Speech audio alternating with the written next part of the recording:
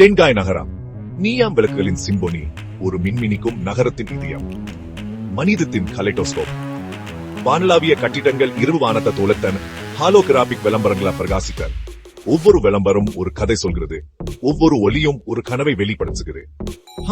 தெருக்கள், ஹோவர் கார்கள் மற்றும் பேசும் சூட்டங்களின் துடிப்பான மங்கலானவை. நகரத்தின் இதயத்தில் வாழ்க்கை எப்போதும் நகர்கிறது, எப்போதும் மாறுகிறது. ஒருபோதும் தூங்காத நகரம் லட்சியம் மற்றும் கனவுகளால் எரிபொருளாகிறது. ஒவ்வொரு இரவும் ஒரு புதிய சாத்திய சூறுகளை கொண்டுள்ளது, ஒவ்வொரு காலை ஒரு புதிய தொடக்கம். ஆனா பிரமிக்க வைக்கும் முகப்பின் கீழ் ஒரு இருள் பதுங்கி இருந்தது. ஒலியின் பின்னால் நிழல்கள் தங்கள் சொந்த கதைகளை கதைப்பதற்காக காத்திருக்கின்றன.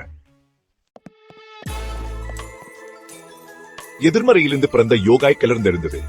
இது ஒரு பழமையான துரோகத்தின் கதை, நம் உலகின் இருண்ட மூலையில் இருந்து வந்தது.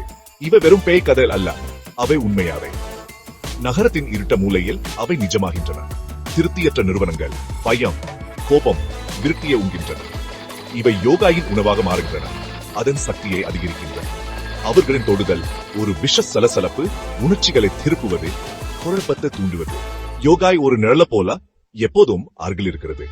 நிழல்கள் நடமாடிய இடத்தில் யோகாய் வேட்டையாடியது, அதன் இருட்ட சக்தியை வெளிப்படுத்தியது. டெங்காயின் துடிப்பான இதயத்துக்கு ஒரு பெரிய அச்சுறுத்தல். நகரத்தின் இதயத்தில் யோகாய் அதன் அச்சுறுத்தலை பரப்புகிறது, அதன் இருட்ட சக்தியை அதிகரிக்குது. கண்ணுக்கு தெரியாத, கேட்காத கிரகண வாட்டங்கள் பார்த்தார்கள்.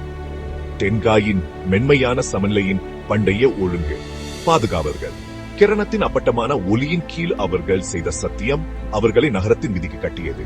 மறக்கப்பட்ட கலைகளின் எஜமானர்கள் அவர்கள் மட்டுமே யோகாய் அச்சுறுத்தலுக்கு எதிராக நின்றார்கள். அவர்களின் நோக்கம் யோகாயை கட்டுப்படுத்துவது, நல்லிணக்கத்தை மீட்டெடுப்பது. ஒவ்வொரு வாட்டனும் ஒரு வடிச்சடம் கிரகணத்தின் சக்தியை பயன்படுத்துகிறது. அவர்களின் ஆயுதங்கள் பண்டைய சடங்குகளால் ஈர்க்கப்பட்டு யோகாயை சிக்க வைக்கும் திறன் கொண்டவை. அவற்றை மூடிவிடும்.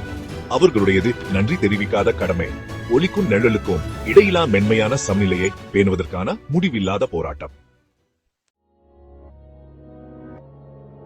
ஒரு அலலை இரவை துளைத்தது.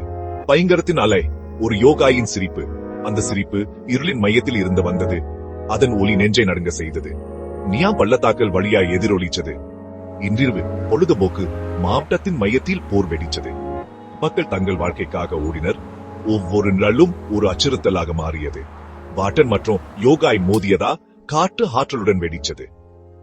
இந்த இரவு ஒரு ஆன்மா சமநிலையில தொங்கியது. அதன் எதிர்காலம் இந்த போராட்டத்தின் முடிவில் இருந்தது. டெங்காயின் இருப்பு சார்ந்திருக்கும் கண்ணுக்கு தெரியாத போராட்டத்துக்கு ஒரு சான்று. இருளின் மையத்திலே ஒவ்வொரு அசைவும் ஒரு கதையை சொன்னது. ஒவ்வொரு தாக்கமும் ஒரு விதியை முடிவுக்கு கொண்டு வந்தது. வாட்டங்கள் சண்டையிடுவார்கள், ஏனென்றால் கிரகணம் அவரின் கண்காணிப்பில் ஒருபோதும் அஸ்தமிக்காது. அவர்கள் போராட்டம் இந்த இரவின் மையத்தில் ஒரு புதிய காலத்தின் பிறப்பை குறிக்கிறது.